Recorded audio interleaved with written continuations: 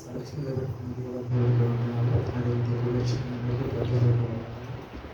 నా సాక్ష్యం ఏంటంటే మరి గడిచిన వారంలో మీ ఫ్యామిలీ ఇక్కడ షిఫ్ట్ అయ్యి నేను ఒక్కడిని వచ్చి 2 years అవుతుంది. మరి నేను ఒక్కడిని ఉంటున్నాను, అమ్మ వాళ్ళు ఇద్దరే అక్కడ ఉంటున్నారు.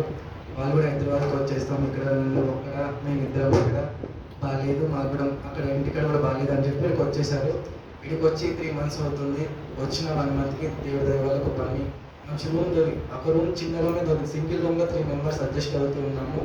మరి గడిచిన వారంలో అమ్మ వాళ్ళ దగ్గర పనిచేసే దగ్గర మళ్ళీ పనిలోనే తీసేస్తున్నాం, టెండర్ వేరే వాళ్ళకి వెళ్ళిపోయింది, మీరు ఇంక వేరే పని చూసుకోండి అని చెప్పారు. మళ్ళీ ఏమన్నారంటే 2 days ఆగండి అని వాళ్ళు కూడా చెప్పారు.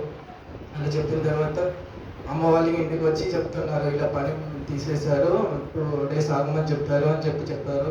ఆ దేవుడు ఏదో ఒకటి ఇస్తారు అని మళ్ళీ వాళ్ళు ధైర్యపరుస్తున్నారు. మళ్ళీ అంటున్నారు కదా, ఆ పని దగ్గర అందరూ పరిచయం అయ్యారు, మన ఇంటికాడ ఎట్లున్నారో అట్లున్నారు, ఇంటికాడ వాళ్ళు ఎట్లున్నారు, మంచిగా మాట్లాడతారు అని మళ్ళీ ఇలా అంటున్నారు. ఏం కాదు ఏమో దేవుడే సహాయం చేస్తాడని ప్రార్థన చేసుకుంటున్నాము.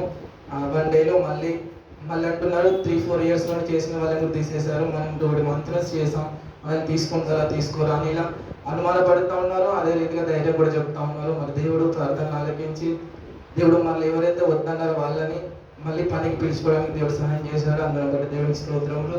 అదే రీతిగా ఈ పనికి ఉందని ఒక బాధ, ఒక పక్క ఉంటే ఇంకో పక్క రూమ్ ఓనర్ వాళ్ళు మీ రూమ్ కాల్ చేయాలి అని ఇలా చెప్పారు. వాళ్ళు రూమ్ వేరే వాళ్ళకి ఇవ్వకుండా మేము వేరే వాళ్ళకి ఇచ్చాము, మీరు ఖాళీ చేయాలని చెప్పారు. ఇది అది రెండో మరి ఎటో తట్టుకోలేకున్న పరిస్థితిలో కూడా దేవుడు చక్కని వేరే రూమ్ చూసుకొని దేవుడు కార్యం జరిగించాడు. అందరూ కూడా దేవుడికి వందనాలు. మరి మా కొరకు అన్నకు నేను విలిపన్న గారికి మా ఇల్లు ఉందన్న పరిస్థితి అని చెప్పినప్పుడు అన్న ప్రార్థన చేశాడు.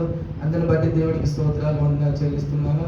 మా కొరకు మా కుటుంబం కొరకు ప్రార్థించిన ప్రతి ఒక్కరికి వందనాలు.